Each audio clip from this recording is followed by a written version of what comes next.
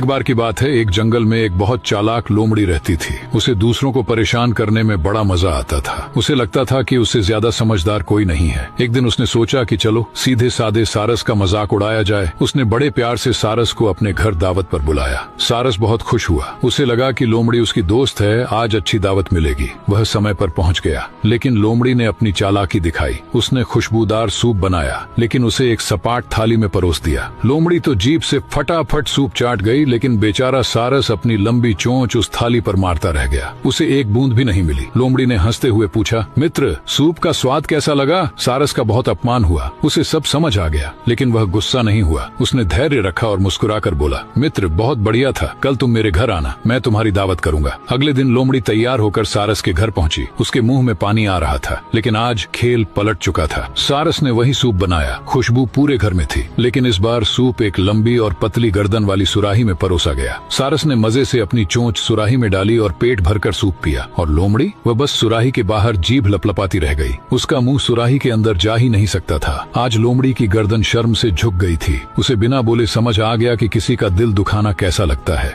दोस्तों, ये कहानी हमें जिंदगी की सबसे बड़ी सच्चाई सिखाती है। अक्सर लोग आपकी सीधी सादगी और आपकी शराफत को आपकी कमजोरी समझ लेते हैं। वे सोचते हैं कि वे चालाक हैं और आप बेवकूफ। लेकिन याद रखना, ये दुनिया गोल है। यहाँ कर्म का पहिया घूमता जरूर है। जो गड्ढा आप दूसरों के लिए खोदते हैं, एक दिन उसी में आपको गिरना पड़ता है। इसीलिए जीवन में किसी के साथ बुरा करने से पहले 100 बार सोच लेना, क्योंकि जब ऊपर वाला हिसाब करता है तो वो सूद समेत वापस लौट आता है। दूसरों के साथ वैसा ही व्यवहार करो जैसा तुम अपने लिए चाहते हो। यही जीवन का असली नियम है। अगर मेरी बात से सहमत हो तो कमेंट में यस जरूर लिखना।